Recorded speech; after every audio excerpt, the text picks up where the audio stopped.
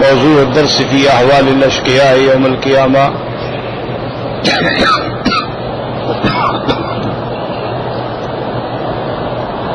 سورة الملك تفسير ابن كثير.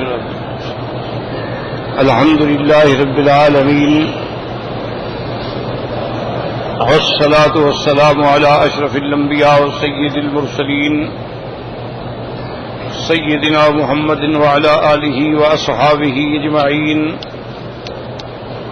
اللهم صل على سيدنا محمد وعلى آل سيدنا محمد كما صليت على إبراهيم وعلى آل إبراهيم في العالمين إنك حميد مجيد. أعوذ بالله من الشيطان الرجيم. بسم الله الرحمن الرحيم. وللذين كفروا بربهم عذاب جهنم وبئس المصير. إذا ألقوا فيها سمعوا لها شهيقا وهي تفور تكاد تميز من الغيظ كلما ألقي فيها فوج سألهم خزنتها ألم يأتكم نذير قالوا بلى قد جاءنا نذير فكذبنا وقلنا ما نزل الله من شيء إن أنتم إلا في ضلال كبير. وقالوا لو كنا نسمع أو نعقل ما كنا في أصحاب السعير فاعترفوا بذنبهم فسحقا لأصحاب السعير. قال المؤلف والمفسر رحمه الله تعالى أدام النفع بعلومه وعلومكم في الدارين آمين إلى أن قال يقول تعالى وللذين كفروا بربهم عذاب جهنم وبئس المصير. یعنی وَأَعْتَدْنَا لِلَّذِينَ كَفَرُوا بِرَبِّهِمْ. اس سے مفسر نے اشارہ فرمایا کہ یہ جار مجرور جو ہے متعلق ہیں جو پہلے ہم نے پڑھا. وَلَقَدْ زَيَّنَّا السَّمَاءَ الدُّنْيَا بِمَصَابِيحَ وَجَعَلْنَاهَا رُجُومًا لِلشَّيَاطِينِ وَأَعْتَدْنَا لَهُمْ عَذَابَ السَّعِيرِ وَأَعْتَدْنَا لِلَّذِينَ كَفَرُوا بِرَبِّهِمْ عَذَابَ جَهَنَّمَ وَبِئْسَ الْمَصِيرُ. اے بئس المآل والمنقلب. مصیر کا معنی لوٹنے کی جگہ. کیا برا مقام ہے، کیا بری جگہ لوٹنا ہے، کیا بری جگہ واپس آنا ہے. اذا القوا فیہا سمعوا لها شہیقا. قال ابن جریر رحمہ اللہ تعالی شہیقاً السیاہ. شہیقاً کا معنی سیاہ، وہ جو اندر جہنمی پڑے ہیں ان کا چیخنا، ان کی فریادیں. وہی تفور قال الثوری تغلی بہم کما یغلی الحب القلیل فی الماء الکثیر. تفور کا معنی یعنی کھولنا، جیسے کہ تھوڑے سے دانے بہت زیادہ پانی میں ڈال کے ابالے جائیں تو وہ ٹپکتے ہیں، اس طرح وہ آگ جو ہے بھڑک رہی ہوگی. اور تکاد تمیز من الغیظ ای تکاد ينفصل بعضها من بعض من شدت غیظها علیہم وحتفها بهم. اب بات ایسے ہوگا کہ جیسے آگ ان پر پھٹ پڑے گی، یعنی ان کے غصے سے پھٹ پڑے گی ان پر ہلاکت کے لیے، ان کے کفر پر غصہ آئے گا. کلما القی فیہا فوج سألهم خزنتها. تو یاد رکھیں کہ جہنم کو غصہ آئے گا، وہ تو آگ ہی ہے، لیکن اللہ آگ میں بھی شعور پیدا فرما دیتے ہیں. وہ آگ اپنے دشمنوں کو پہچانے گی، وہ آگ جو ہے اس سے آواز بھی آئے گی، اس آگ سے ایک عنق، ایک بہت لمبی گردن بھی نکلے گی جو چن چن کے اپنے دشمنوں کو پکڑ لے گی. تو اللہ تبارک و تعالیٰ قادر ہے وہ آگ کو بھی بولنے کی طاقت دے دیں. اللہ تبارک و تعالیٰ قادر ہے وہ آگ کو بھی پہچاننے کی طاقت دے دیں. جیسے کہ ابراہیم علیہ السلام کو جب آگ میں ڈالا گیا تو اللہ نے براہ راست حکم جاری فرمایا قلنا یا نار کونی بردا وسلاما علی ابراہیم. اللہ نے فرمایا آگ ٹھنڈی ہو جا، لیکن اتنا ٹھنڈی بھی نہ ہو کہ ابراہیم علیہ السلام کو ٹھنڈ سے تکلیف پہنچے. وسلاما معتدل علی ابراہیم. مفسرین نے لکھا ہے اللہ نے جو آگ کو حکم دیا اور آگے علی ابراہیم کی قید لگا دی، ورنہ پوری دنیا کی آگ ٹھنڈی ہو جاتی. تو اب اللہ نے آگ میں بھی یہ شعور پیدا کر دیا کہ پہچانو میرا خلیل آ رہا ہے، تو آگ نے پہچانا اور ٹھنڈی ہو گئی۔ اللہ پانی میں بھی چاہے شعور پیدا کر دیں کہ موسیٰ علیہ السلام گزرے تو گزرنے دو اور فرعون گزرے تو پکڑ لو، یہ تو اللہ کے ہاتھ میں ہے نا۔ یہ کہنا کہ آگ کیسے بولے گی، یا آگ سے کیسے آوازیں آئیں گی، یا آگ کو کیسے غصہ آئے گا، اللہ پاک قادر ہیں جس چیز میں چاہے عقل پیدا فرما دیں، جس چیز میں چاہے شعور پیدا فرما دیں، اور جس چیز میں چاہے کلام پیدا فرما دیں۔ اللہ تبارک و تعالیٰ نے پتھروں کو بھی کلام کرنے کا حکم دیا ہے، اور اس کے بعد فرماتے ہیں تکاد تمیز من الغیظ۔ آپ لوگ بعد میں آتے ہیں اور سب کی گردنیں پھلانگ کے آگے بیٹھتے ہیں، یہ حرام ہے، ناجائز ہے۔ جو لوگ پہلے بیٹھے ان کا کیا گناہ ہے؟ اب سفید داڑھی والے آپ کے پیچھے ہیں، آپ جناب شیو کرا کے آگے آ گئے ہیں، ماشاءاللہ۔ انا للہ و انا الیہ راجعون۔ کیا کہے آدمی، کس کس بات کا رونا روئے؟ بس ٹھیک ہے جی، کچھ نہیں، پر کوئی اثر ہونا ہوتا تو پہلے نہ ٹھیک ہو جاتا۔ لا حول ولا قوة۔ کلما القی فیہا فوج سألهم خزنتها لم یأتکم نذیر قالوا بلى قد جاءنا نذیر فكذبنا وقلنا ما نزل الله من شيء ان انتم الا في ضلال كبير۔ يذكر تعالى عدله في خلقه وانه لا يعذب احدا الا بعد قيام الحجة عليه وارسال الرسول اليه۔ اب اللہ پاک فرماتی ہیں کہ جب کافروں کو جہنم میں ڈالا جائے گا تو فرشتے ان سے پوچھیں گے کیا تمہارے پاس اللہ کی طرف سے ڈر سنانے والے نہیں آئے؟ وہ کہیں گے آئے تھے لیکن ہم نے تکذیب کی۔ تو وجہ کیا ہے؟ یہ کمال عدل ہے کہ اللہ عدل فرمائیں گے، کسی پہ ظلم نہیں فرمائیں گے۔ اللہ تبارک و تعالیٰ اتمام حجت کر لیں گے، حتیٰ کہ جس کو جہنم میں ڈالیں اس کو ماننا ہوگا کہ واقعی میرا جرم ہے، اس لیے میں جہنم میں ڈالا جا رہا ہوں۔ تو اللہ تبارک و تعالیٰ کا یہ کمال عدل ہے اور اتمام حجت ہے۔ جیسے اللہ کا فیصلہ ہے کہ کسی قوم پہ اللہ عذاب نہیں بھیجتے جب تک ان کے پاس پیغمبر نہ بھیجیں۔ وما كنا معذبین حتی نبعث رسولا۔ اللہ فرماتے ہیں کہ جب تک ہم ان کے پاس پیغمبر نہ بھیجیں ہم ان کو عذاب ہرگز نہیں دیتے ہیں۔ حتی اذا جاؤوا وفتحت ابوابها وقال لهم حتى إذا جاءوها فتحت أبوابها وقال لهم خزنتها ألم يأتكم رسل منكم يتلون عليكم آيات ربكم وينذرونكم لقاء يومكم هذا قالوا بلى ولكن حقت كلمة العذاب على الكافرين۔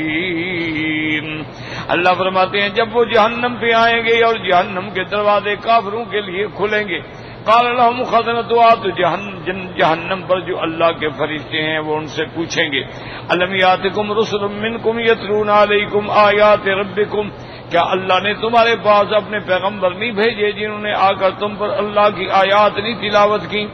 وینذرونکم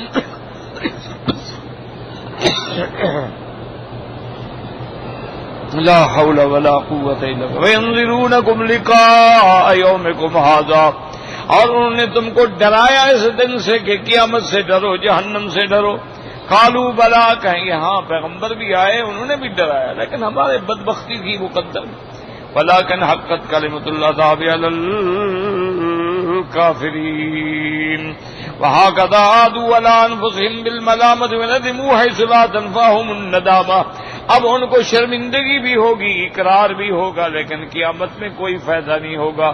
اقرار یا اعتراف یا ندامت کا فائدہ دنیا میں ہوتا ہے کہ اگر آدمی گناہ کرے اور شرمندہ ہو جائے، توبہ کرے، اللہ توبہ قبول فرماتے، لیکن اگر وہ قیامت میں توبہ کرے تو اس کا کوئی فائدہ نہیں۔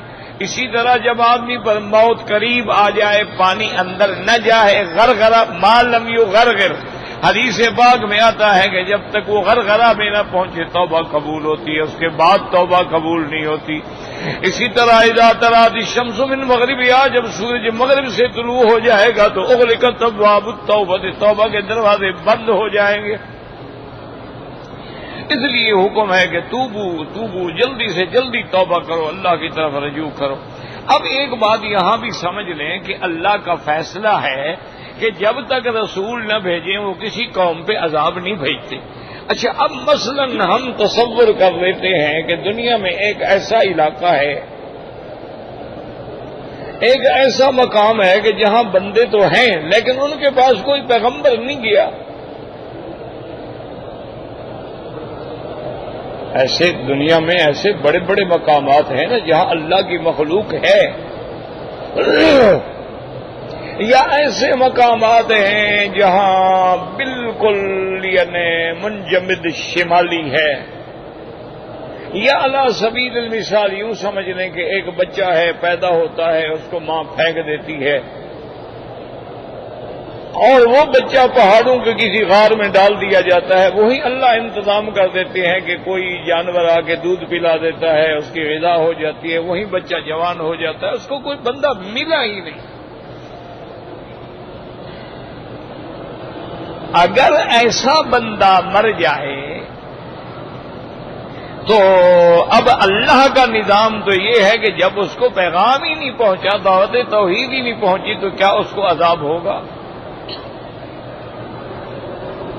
اگر اس کو عذاب ہو تو پھر تو بے انصافی ہے نا کہ اس کو تو کسی نے سمجھایا ہی نہیں، دعوت توحید ہی نہیں دی. تو اس کے لیے بات سمجھیں. اس کا علماء نے فرمایا ہے کہ اس سے قیامت والے دن باقی کوئی سوال نہیں پوچھے جائیں گے، صرف توحید کے بارے میں پوچھا جائے گا کہ بھی تم خدا کو مانتے ہو؟ وہ کہتے ہیں ہاں میں مانتا ہوں. تو بس اسی پہ نجات ہو جائے گی. چونکہ توحید جو ہے یہ عقیدہ ہے، فطرت ہے، ہر بندے کی فطرت میں یہ موجود ہے کہ میرا کوئی پیدا کرنے والا ہے. وہ نہیں سمجھ سکتا کوئی، بالکل یعنی ضعیف ہو، کمزور ہو، چھوٹا ہو، بڑا ہو، اس کو سمجھ ہے ابھی یہ پہاڑ ایسے تو نہیں بن گئے نا، یہ آسمان، زمین، سورج، چاند نظام کوئی چلانے والا ہے نا. اسی لیے ایک صحیح حدیث میں ہے، ایک کافروں کی کنیز تھی، ان کی باندی تھی، وہ چپکے سے بیچاری اسلام لے آئی لیکن کسی پہ اسلام ظاہر نہیں کرتی تھی ڈر کے مارے. اب وہ بیمار ہو گئی، حضور صلی اللہ علیہ وسلم کو پتہ چلا تو حضور پاک تشریف لے گئے اس کی عیادت کرنے کے لیے. جب حضور پاک وہاں تشریف لے گئے تو آپ نے اس سے پوچھا کہ این اللہ ہو، اے بچی یہ بتاؤ خدا کہاں ہے؟ اس نے اشارہ کیا کہ اوپر ہے. تو آپ نے دوسرا سوال پوچھا کہ من آنا، میں کون ہوں؟ اس نے کہا محمد الرسول اللہ صلی اللہ. حضور نے فرمایا کافروں سے ہٹ جاؤ، انہا مسلمۃ، یہ مسلمہ ہے، اب اس کی موت، جنازہ، کفن، دفن میں محمد مصطفیٰ کروں، اب یہ میری بیٹی. تو اب وہ بیچاری اتنی جانتی تھی تو اسی پہ نجات ہو جائے گی. اس سے یہ نہیں پوچھا جائے گا کہ نماز کے فرض کتنی ہیں، مستحب کتنی ہیں، واجب کتنی ہے. شریعت تو اس نے پڑھی نہیں بیچاری نے، اس کو کیا پتا شریعت کے احکامات کا. اچھا اسی طرح اب یہ دیکھیں کہ مثلا اب یورپ ہے، بڑے بڑے ملک ہیں، تو وہاں نصرانی بھی ہیں، وہاں یہودی بھی ہیں، وہاں بدھ مذہب کے لوگ بھی ہیں، وہاں ہندو بھی ہیں، سکھ بھی ہیں، یا انڈیا میں ہے، ہر جگہ ہے. تو کیا ان کو بھی دعوت نہیں پہنچی؟ تو اب اس پر علماء کہتے ہیں کہ ہاں اگر ہم نے ان کو دعوت نہیں دی ہم بھی گنہگار ہیں. اس کی میں ایک مثال بتاؤں آپ کو کہ ایک امریکن لڑکی تھی، وہ مسلمان ہو گئی، انگریز تھی، امریکن تھی، مسلمان جب ہو گئی ماشاءاللہ پڑھی لکھی تو پہلے بھی تھی نا وہ، تو مزید اس نے دین کی تعلیم حاصل کی اور یہاں وہ سعودی عرب عمرے پہ آئی. تو اس نے جدے میں ایک جگہ سیمینار تھا، اس میں اس کی تقریر رکھی گئی، اس کا خطاب رکھا گیا بھی تم مسلمان کیوں ہوئی، تم نے بھی اسلام قبول کیا ہے تو اس کی وجہ کیا ہے. بہرحال ایک بڑی لمبی بات ہے، لیکن اس نے اپنی تقریر کے آخر میں یہ کہا کہ میں اپنے مسلمان بھائیوں سے، اپنے دینی بھائیوں سے جو یہاں بیٹھے ہوئے ہیں، ان سے ایک سوال کرتی ہوں کہ دیکھیں جنہیں آپ لوگ کافر کہتے ہیں آپ نصرانی کہیں، یہودی کہیں، کچھ کہیں، انہوں نے تو جو چیز بھی بنائی ہے وہ آپ لوگوں کو پہنچائی ہے. انہوں نے چائے بنائی ہے، کافی بنائی ہے، کوکو بنایا ہے، چاکلیٹ بنایا ہے، انہوں نے پیپسی کولا بنایا ہے، مرنڈا بنایا، 7 اپ بنائی ہے، انہوں نے جوسز بنائے ہیں، انہوں نے نعوذ باللہ شراب کی مختلف آئٹم بنائے ہیں، انہوں نے پینٹ بنایا، شرٹ بنایا، انہوں نے ہر چیزیں بنائی ہیں، وہ تمہارے گھر گھر میں پہنچا دی ہیں کہ اب آپ دیہات میں بالکل کچے کے جو علاقے ہیں نا جی، ہمارے جو کچا کہلاتا ہے، جہاں کوئی سڑکیں نہیں، کچھ نہیں ہوتا ہے، یا آپ یوں سمجھ لیں تھر کا علاقہ کہلاتا ہے یا ریگستان کہلاتا ہے، وہاں بھی جاؤ نا جی ان کے پاس، وہ بھی آپ کو چائے ماشاءاللہ باقاعدہ ٹی سیٹ میں پیش کریں گے.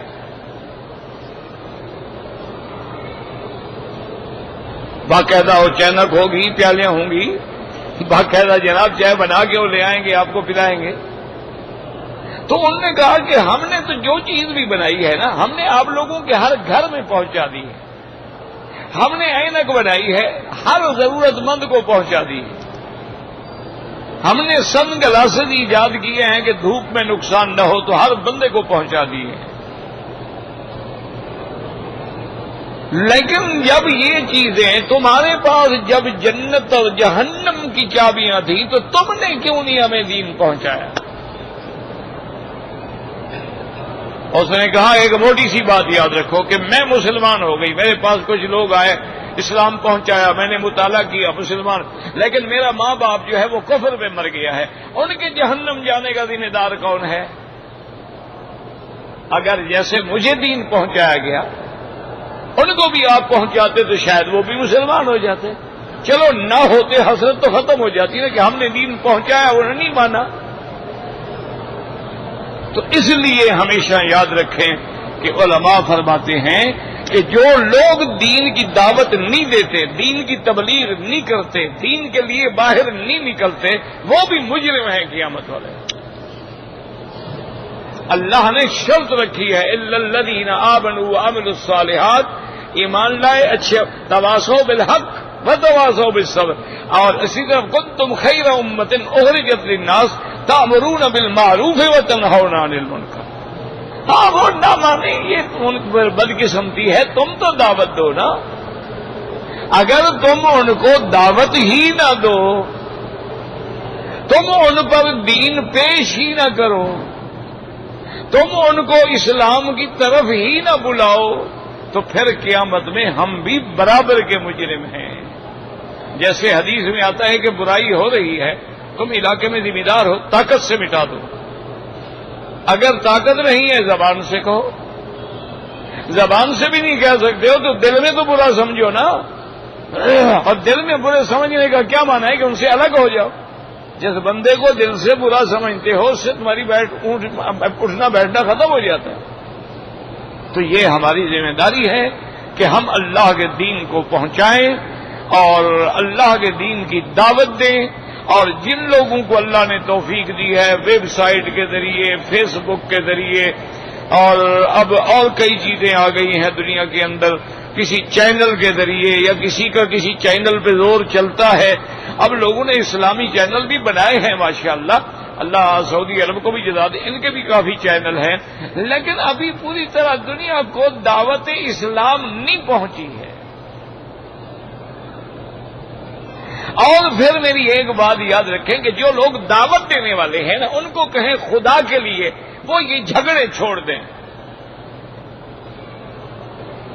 اس کی وجہ یہ ہے کہ ایک کافر جب سوچتا ہے نا کبھی میں مسلمان ہو جاؤں، تو یار اسلام لانے کے بعد اگر میں دیوبندی بن گیا بریلوی کہیں گے کافر ہے، میں بریلوی بن گیا دیوبندی کہیں گے کافر ہے، میں شیعہ بن گیا سنی کہیں گے کافر ہے، میں سنی بن گیا تو شیعہ کہیں گے کافر ہے، تو میں تو ویسے ہی کافر کا کافر رہا، پھر مسلمان ہونے کا کیا فائدہ؟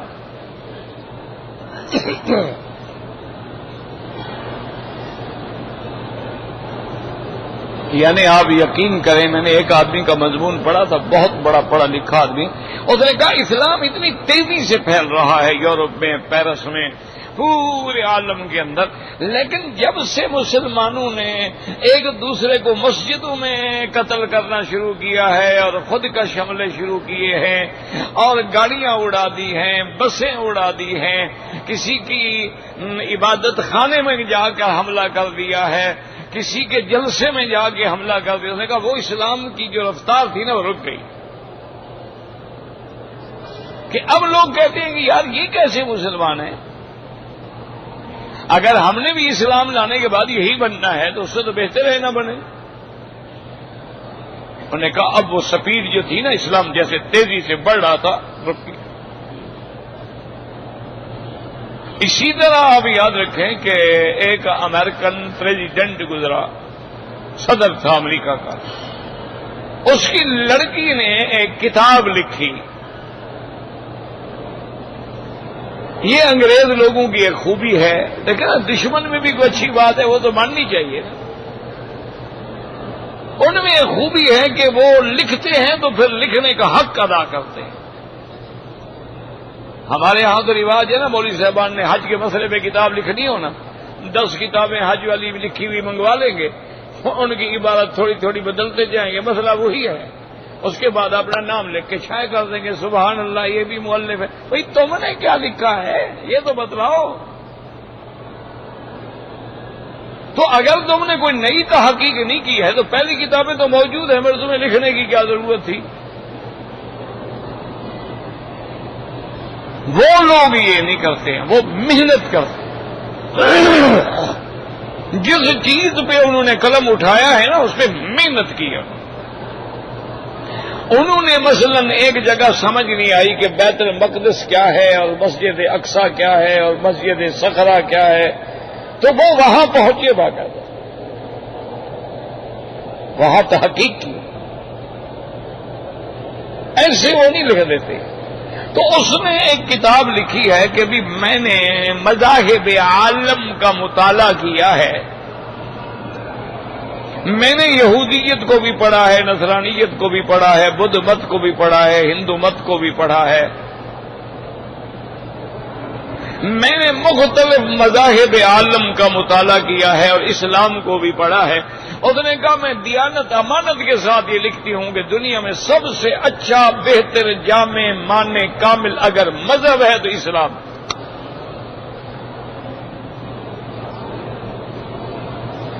اور نے کہا باقی مذاہب میں نے پڑھے ہیں وہ مکمل نہیں ہیں. یہ ایک ایسا مذہب ہے، ایسا دین ہے، ایسا جامع ہے، ایسا معنی ہے کہ 1400 سال پہلے جو سرکار دو جہاں نے صلی اللہ علیہ وسلم نے امت کے لیے ایک حکم جاری کیا وہ قیامت تک کے لیے لاگو ہوتا ہے اور ہر دور میں وہ فٹ آ رہا ہے. یہ نہیں ہے کہ کچھ زمانہ گزرنے کے بعد وہ مسئلہ بدل جائے، نہیں. اچھا، اس کے بعد ان سے صحافیوں نے، پریس والوں نے سوال کیا کہ بی بی جب تم اسلام کو اتنا اچھا مذہب سمجھتی ہو اور تمام عالم کے لیے ہدایت کا ذریعہ بھی مانتی ہو تو تم خود مسلمان کیوں نہیں ہو گئی؟ تو اس نے کہا اس کی وجہ ہے. میں نے کہا کیا وجہ ہے؟ اس نے کہا جب میں اسلام میں دیکھتی ہوں نا اسلام کے اصول، ضوابط، قواعد، احکام، فرائض، اوامر، نواہی، زواجر، تو وہ تو بڑے جامع ہیں، لیکن جب میں مسلمانوں کو دیکھتی ہوں کہ اسلام کہتا ہے نماز پڑھو یہ نہیں پڑھتے، اسلام کہتا ہے شراب حرام ہے یہ ہم سے بھی زیادہ پیتے ہیں، اسلام کہتا ہے زنا حرام ہے یہ تو زنا کے رسیہ ہیں، کوئی انہوں نے کعبہ خانہ نہیں چھوڑا جہاں نہ پہنچے ہوں، اسلام کہتا ہے جوا حرام ہے یہ تو ساری ماں باپ کی جائیداد ہی جوئے میں لٹا دیتے ہیں، اسلام کہتا ہے کہ جو جیسا لباس پہنے گا قیامت میں اللہ اس کو اسی میں سے اٹھائیں گے، تو یہ تو انگریزوں والا لباس پہنتے ہیں، انگریزوں والے کپڑے پہنتے ہیں. تو میں نے غور کیا بھی اسلام تو سچا ہے لیکن یہ جو عمل نہیں کرتے یا تو اسلام پہ چلنا مشکل ہے یا پھر یہ ہے کہ کتابوں میں ویسے لکھا ہوا ہے اصل یہ سچے ہیں. اس دھوکے میں نے اسلام چھوڑ دیا کہ اگر یہی مسلمان ہے تو میں نہیں ہوتی مسلمان.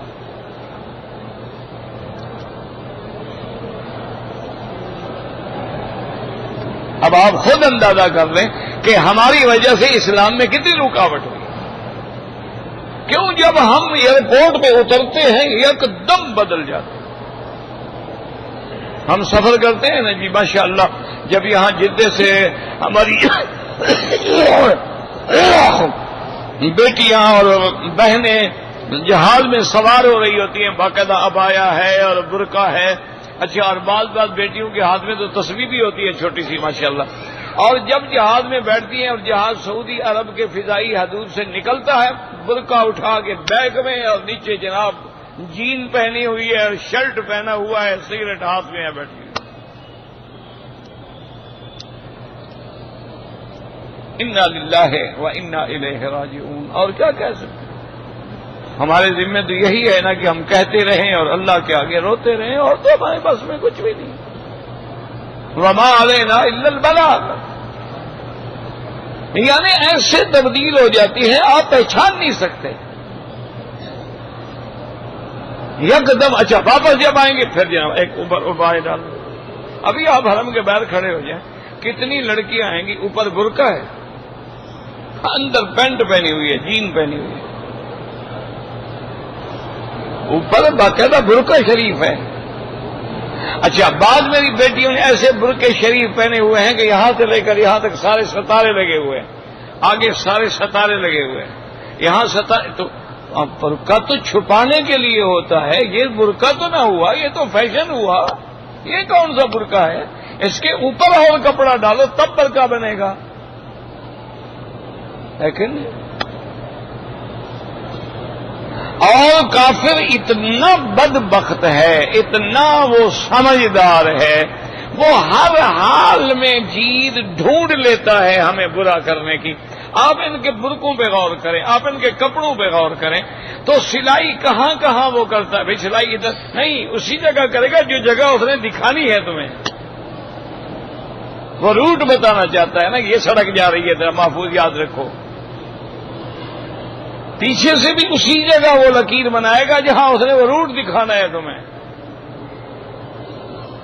اور مسلمان ہیں، پہن رہے ہیں ماشاءاللہ. وہ جی برقع پہنتی ہے میری بیٹی. یار یہ برقع ہے؟ کس نے کہا آپ کو کہ برقع پہنتی ہے؟ یہ تو کوئی برقع شرقع نہیں. اچھا ایک بات یاد رکھو، اس کو برقع ہی نہیں کہتے جو سر پہ نہ ہو. یہ تو گاؤن ہے، یہ تو کوٹ ہے، برقعے کا کیا تعلق ہے ایسے؟ لیکن اگر آپ محنت کریں نا جی تو اللہ کی رحمت سے دین آ سکتا ہے. یہ کیا وجہ تھی نا جی؟ دیکھیں اب کہ مکہ شریف سے صحابہ جاتے تھے، کچھ تجارت کے لیے جا رہے ہیں، جہاں جہاں گزرتے گئے ملک کے ملک مسلمان ہوتے گئے.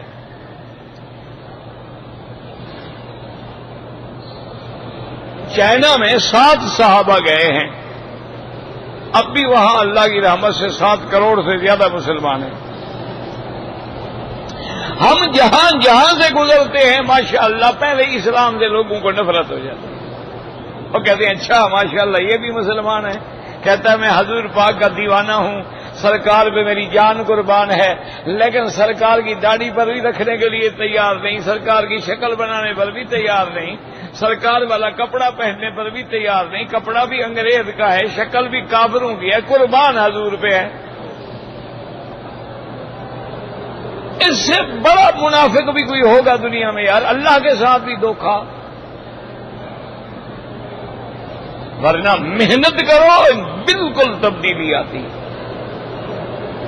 کچھ لوگ تھے، پرانی بات ہے، تبلیغی جماعت سے تعلق تھا ان کا،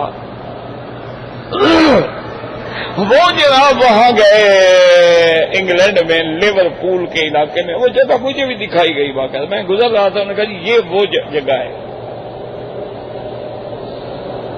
وہ کوئی 5-6 آدمی تھے، تبلیغ کے لیے نکلے ہوئے تھے، مسافر تھے. اور وہاں تو سردی آپ کو پتا ہے نا کہ تحت صفر ہوتی ہے نا، اللہ معاف فرمائے.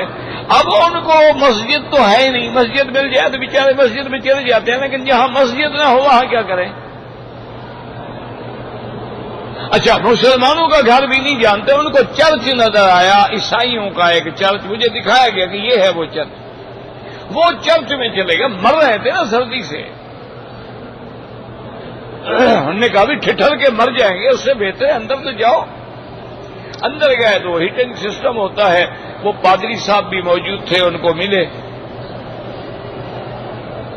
انہوں نے کہا ابھی کون ہو تم؟ انہوں نے کہا ہم مسلمان۔ انہوں نے کہا تمہارا یہاں کیا کام؟ انہوں نے کہا بھائی ہم انسان تو ہیں، سردی ہے، ٹھکانا کوئی نہیں، ہم نے رات گزارنی ہے، اور یوں ہی کل سورج وورج نکلے گا ہم چلے جائیں گے، اگر مہربانی کر دو تو ایک کسی کونے میں ہمیں جگہ دے دو ہم۔ اس کے دل میں اللہ نے رحم ڈال دیا، اس نے کہا ٹھیک ہے، اس نے جگہ دے دی، کمرہ دے دیا، اس نے کہا بھی یہ تمہارا کمرہ ہے، اور اس میں ہر چیز رکھی ہوئی ہے، یہ اوون ہے، یہ فریج ہے، ہر چیز ہے، میں تو گھر چلا جاؤں گا، آپ لوگوں نے جو کھانا ہو خود بنا لو، خود پکا لو، خود کھا لو۔ انہوں نے کہا ٹھیک ہے۔ اچھا اس پادری کو خیال آ گیا کہ میں جاؤں تو صحیح، دیکھو یہ کیا کرتے کیا ہیں، یہ کیا ایک بیچارے ساری دنیا پھر رہے ہیں، گھوم رہے ہیں۔ وہ آیا تو ایک جگہ چھپ کے کھڑا ہو گیا، وہ سارے نماز پڑھ رہے تھے، وہ تہجد پڑھ رہے تھے، نماز پڑھ رہے تھے۔ جب تہجد سے فارغ ہوئے تو ان کے امیر نے کہا کہ بھئی سارے کے سارے جو ہے نا، اب 2 رکعت صلاۃ الحاجہ پڑھو، اور اسی نیت کے ساتھ کہ یا اللہ جس بندے نے ہم پر احسان کیا ہے اس پر آپ بھی احسان کر دیں، اس کو جہنم سے بچا لیں۔ اس کے بعد جو امیر جناب گڑ گڑا کے رو رہا ہے کہ یا اللہ تو نے اس چرچ کا دروازہ کھولا ہے، اور جس نے دروازہ کھولا ہے اس کے سینے کا دروازہ بھی کھول دو، یا اللہ ہدایت دے دو۔ وہ سن رہا ہے کہ یار یہ میرے لیے دعا کر رہے ہیں۔ وہ فارغ ہوا آ کے ملا، اس نے کہا یار ہمارے پاس بڑے بڑے پادری بھی آ کے ٹھہرتے، انہوں نے تو کبھی دعا نہیں کی، آپ کیوں دعا کرنے گے؟ یار تم نے احسان کیا، ہم بھی دعا کر رہے ہیں۔ اللہ کی شان یہ ہے کہ اس نے کہا دیکھو یہاں کے جانے کے بعد کہاں جاؤ گے؟ انہوں نے کہا فلاں۔ اس نے کہا کسی کو بتانی نہیں، مجھے کلمہ پڑھا دو، بس اسلام داخل ہو گیا نا جی۔ لیکن آپ محنت ہی نہ کریں، آپ بات ہی نہ کریں، آپ ماشاءاللہ، تو پھر تو دین نہیں پہنچ۔ اس لیے یاد رکھو اللہ کسی کو عذاب نہیں دیتے، اگر کسی کو دعوت نہیں پہنچے گی، شریعت نہیں پہنچے گی، صرف توحید کا سوال ہوگا۔ اب فرماتے ہیں لو کننا فقالوا لو کننا نسمع ونعقل ما كنا في اصحاب السعير اي لو كانت لنا عقول ننتفع بها او نسمع ما انزله الله من الحق لما كنا على ما كنا عليه من الكفر بالله والاغترار به۔ اب کہیں گے کاش ہم اپنے عقل سے کام لیتے، فائدہ اٹھاتے اور مان لیتے وہ بات جو اللہ نے اتاری ہے، تو ہم کفر پہ نہ رہتے، دھوکے میں نہ رہتے۔ ولكن لم يكن لنا فهم نعي به ما جاءت به نعي به ما جاءت به الرسل ولا كان لنا عقل يرشدنا الى اتباعهم۔ لیکن افسوس ہمارے فہم نے، ہم نے اس بات کو نہ یاد رکھا، نہ سمجھا جو پیغمبر لے کے آئے، نہ عقل سے ہم نے کوئی ہدایت پکڑی۔ فاعترفوا بذنبهم فسحقا لاصحاب السعير۔ قال الامام احمد رحمه الله تعالى حدثنا محمد بن جعفر قال حدثنا شعبة عن عمرو بن مرة عن ابي البختري الطائي قال اخبرني من سمعه من رسول الله صلى الله عليه وسلم انه قال لن يهلك الناس حتى يؤذروا من انفسهم، وفي حديث آخر لا يدخل احد النار الا وهو يعلم ان النار اولا به من الجنہ۔ اس حدیث پاک میں آیا حضور پاک نے فرمایا اللہ کسی کو ہلاک نہیں کرتے جب تک کہ اپنی اتمام حجت مکمل نہ کر لیں، بلکہ کوئی جہنمی جہنم میں داخل ہی نہیں ہوگا، اس کو یقین ہو جائے گا کہ میں واقعی اسی جگہ کا مستحق ہوں۔ اللہ تو کیوں قرآن خود کہتا ہے کہ ہم نے دلائل کھول دیے، لِيَهْلِكَ مَنْ هَلَكَ عَنْ بَيِّنَةٍ وَيَحْيَىٰ مَنْ حَيَّ عَنْ بَيِّنَةٍ۔ جس نے برباد ہونا ہے یہ نہ کہے کہ ہمیں دلائل سمجھ نہیں آئے، اور جس نے اسلام قبول کرنا ہے اس کے لیے بھی ہم نے کھلے دلائل عطا فرما دیے ہیں۔ واللہ اعلم۔ کہتے جی کہ میرے لیے دعا کریں، اپنے ماں باپ کا فرما بردار بن جاؤ۔ بھائی دعا تو تب ہوگی تم بنو گے تو دعا بھی اثر کرے گی نا۔ ایک آدمی ادھر چل پڑے اور کہے مکی صاحب دعا کریں میں کعبہ شریف میں پہنچ جاؤں، ساری زندگی چلتا رہے، کعبہ تو ادھر ہے نا۔ تم فرما برداری کی پٹڑی پہ چلو گے تو دعا ہوگی نا، اور پھر جب ماں باپ راضی ہو جائے گا، ان سے بڑی دعا کسی کی ہے؟ حدیث میں آتا ہے کہ دعا جو ہے والدین کی اپنی اولاد کے حق میں ایسے ہوتی ہے جیسے اللہ کے نبی کی دعا امت کے حق میں ہو۔ تو والدین کی دعا لو، مولوی مکی کی دعائیں کیا کریں گی؟ میں تو خود بیمار ہوں، ٹھیک نہیں ہوتا، میرے تو اپنے گناہ اتنے ہیں، تم میرے لیے دعا کیا کرو۔ اگر جہاز میں آتے ہوئے عورت کو حیض آ گیا، نیت کر کے آئی ہے، بس اسی عمرے میں رہے، عورت کے لیے کیا ہے؟ اس نے کوئی چادریں پہنی ہوئی ہیں کہ بدلے گی؟ جو کپڑے ہیں اسی میں بیٹھی رہے، جب پاک ہو جائے غسل کرے، جا کے عمرہ پورا کرے، کوئی مشکل ہی نہیں ہے۔ اگر کسی زندہ آدمی نے آپ کو عمرے کے لیے وصیت کی ہے کہ میرا کرو، پھر کر سکتے ہو۔ اگر احرام کی چادر ہم اتار کے رکھ دیں وضو کے لیے، کوئی بات نہیں، کوئی آپ کا عمرہ چادر میں بندھا ہوا ہے، جب آپ اتار کے رکھیں گے دوڑ جائے گا۔ کوئی عقل کرو یار، اللہ نے عقل دیا ہے، بھوسا بھرا ہوا ہے۔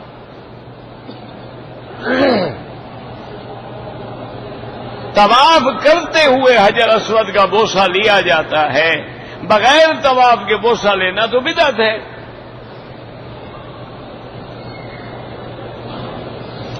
اگر 3-4 طواف اکٹھے کر لیں اور بعد میں 2 رکعت پڑھ لیں، بالکل جائز ہے۔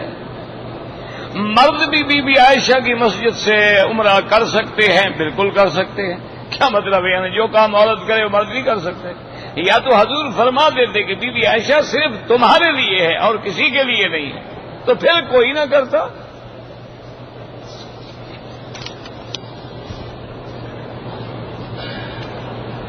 میری والدہ عمرے کے لیے آنے والی تھی، والد فوت ہو گئے، جب تک عدت پوری نہ ہو نہیں آ سکتی۔ میں اپنے بیٹے کا نام محمد رکھوں، بالکل رکھنا چاہیے کہ رکھ سکتا ہوں، کیا مانا؟ اس سے پیارا نام اور کون ہوگا؟ غلاف کعبہ نہیں، ملتزم کو چمٹ کے دعا کر سکتے ہیں۔ رکن یمانی پر بھی تو ہاتھ لگانا سنت ہے نا، اس لیے غلاف وہاں نہیں ڈالا گیا۔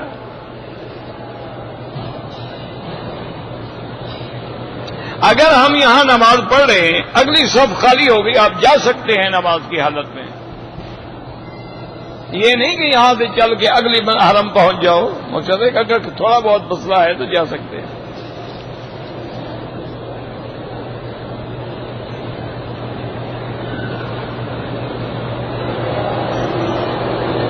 بہرحال آپ نے انڈیا سے عمرہ کیا ہے، جدے گئے، جدے سے احرام باندھ کے مکے آئے، مگر بیگم کو ماہواری مکہ میں عمرے سے پہلے آئی۔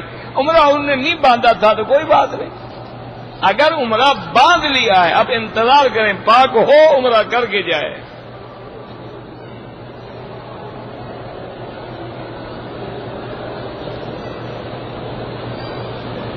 میں نے عمرے کی نیت کی، میقات پہ 2 رکعت پڑھی، لبیک پڑھی، باہر آیا تو سلپ ہو گیا، تو مجھے چوٹ لگی، میرے پاؤں سے خون بھی نکل آیا۔ تو کیا ہو گیا؟ خون بھی تمہارا نکلا ہے، سزا بھی تمہیں ملنی چاہیے، کوئی عرض نہیں، کوئی مسئلہ نہیں۔ یہ سمجھتے ہیں خون نکل گیا تو دم بڑھ گیا۔ کیوں دم بڑھ گیا جناب؟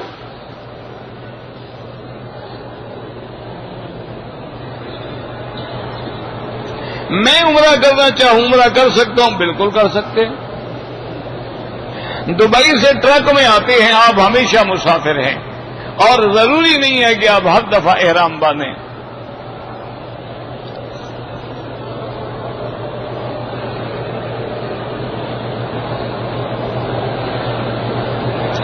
میک اپ کی حالت میں عمرہ ہو جاتا ہے کہ نہیں ہے؟ پہلے میک اپ کیا تھا یا عمرے کے بعد کیا ہے؟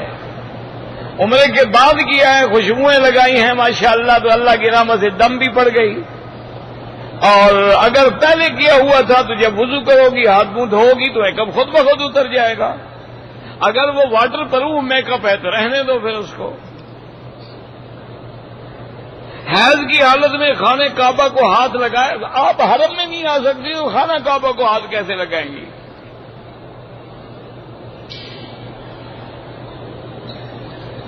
عرب کی عورتوں کو پردے کی حالت میں عمرے کی کیوں اجازت ہے؟ وہ جانتی ہیں شریعت اسی کا نام ہے کہ مرد آگے ہو تو پردہ کرو، چاہے عمرہ بھی ہو۔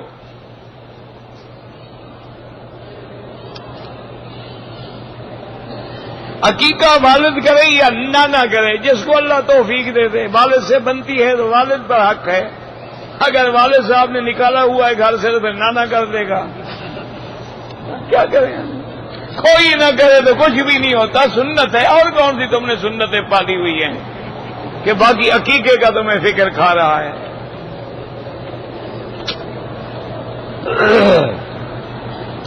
حیض والی عورت صفا مروہ میں بھی نہ جائے۔ ایک ہے کہ طواف کر لیا، صفا مروہ دوڑ رہی تھی، حیض آ گیا، صفا پوری کر لے، آمدن نہ آئے، کیونکہ اب صفا مسجد کے اندر آ گئی ہے۔ اگر طواف کے نفل ہم ہوٹل میں جا کے پڑھ سکتے ہیں، لیکن جو ثواب یہاں ملے گا وہ ہوٹل میں تھوڑا ملے گا۔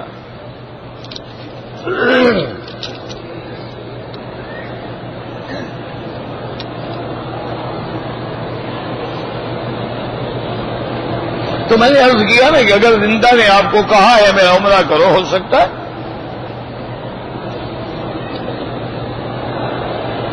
حرم میں عورت کے پیچھے نماز پڑھنا کیسا ہے؟ بالکل نہ پڑھے، نماز نہیں ہوتی، نہ عورت برابر ہو نہ آگے ہو۔ مجبوری ہو تو کوئی اپنا سترا رکھ لو، آگے کوئی چیز رکھ لو، کوئی ڈبہ رکھ لو، کوئی گتا رکھ لو، کوئی تھیلا رکھ لو۔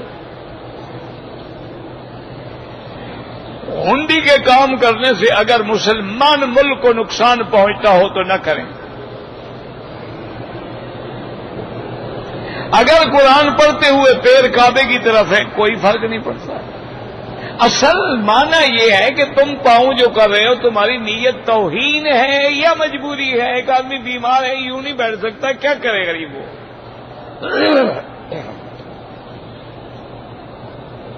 عورت کا شرعی حق المہر کتنا ہوتا ہے؟ جتنے پہ راضی ہو جائے، وہ چاہے 20 ریال پہ راضی ہو جائے، وہ چاہے 2 لاکھ پہ راضی ہو، یہ تو آزادی ہے۔ یہ شرعی مہر ایسا لکھتے ہیں، اور جی بی بی فاطمہ والا مہر لکھ دو، تو جس کی تم شادی کرے وہ بھی بی بی فاطمہ کے طریقے پہ ہے، وہ تو مونا بنی ہوئی ہے، تو بی بی فاطمہ والی مہر کیسے لکھوا رہی ہے؟ وہ تو ابھی بیوٹی پارلر سے آئی ہے۔ یار کو شرم بھی تو کیا کرو نا، بی بی فاطمہ کو دھوکہ دے رہے ہو، خدا کو دھوکہ دے رہے ہو، کس کو دھوکہ دے؟ پہلے بی بی فاطمہ کے نقش قدم پہ چلو، تب بی بی فاطمہ والا مہر لکھو۔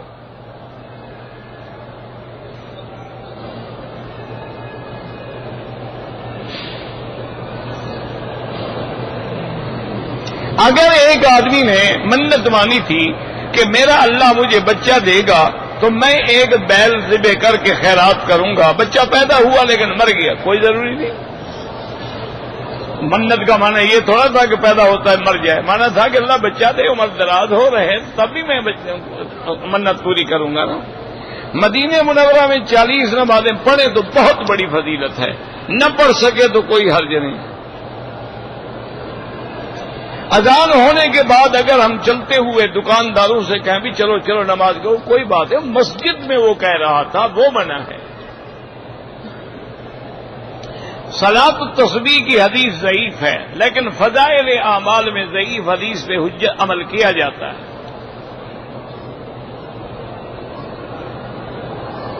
جب حضور کے سامنے کھڑے ہوں گے تو السلام علیکم ایھا النبی ورحمۃ اللہ پڑھ سکتے ہیں، دور ہوں تو پھر درود شریف پڑھا کریں۔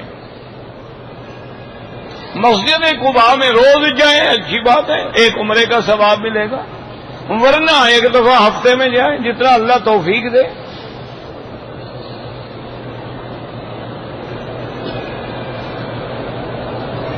کہتے جی کہ میرے بیٹے کی شادی ہو گئی، جس دن ولیمہ کرنا تھا میرا بھائی فوت ہو گیا، تو کوئی بات نہیں، 3 دن کے بعد ولیمہ کر لو، 3 دن مسلمان کے لیے سوگ ہوتا ہے، ولیمہ سنت ہے۔ عورتوں کے بالوں کے لیے جو وگ بنائی جاتی ہے وہ اگر معذور ہے، گنجی ہو گئی، شرمندگی سے بیچاری پہنتی ہے، وہ الگ بات ہے، ورنہ ناجائز ہے دھوکہ دینے کے لیے جو پہنی جائے۔ عورت مسجد میں طواف کے لیے ہوٹل سے اکیلے آ جائے کوئی بات نہیں، حرم میں خانہ کعبہ میں طواف کے دوران بالکل پردہ ڈال کے رکھیں۔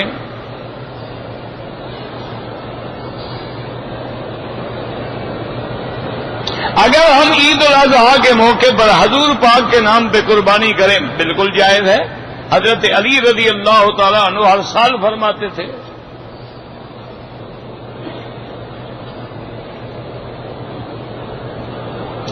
مجھے پرسٹیٹ کینسر کی آپریشن میں نے کرایا، مجبوراً قطرے گر جاتے ہیں، کوئی بات نہیں، ہر نماز کے لیے وضو نیا کرو، نیچے انڈر ویئر رکھو اور نماز پڑھتے رہو، معذور ہیں آپ، مجبور ہیں، کیا کر سکتے ہیں آپ۔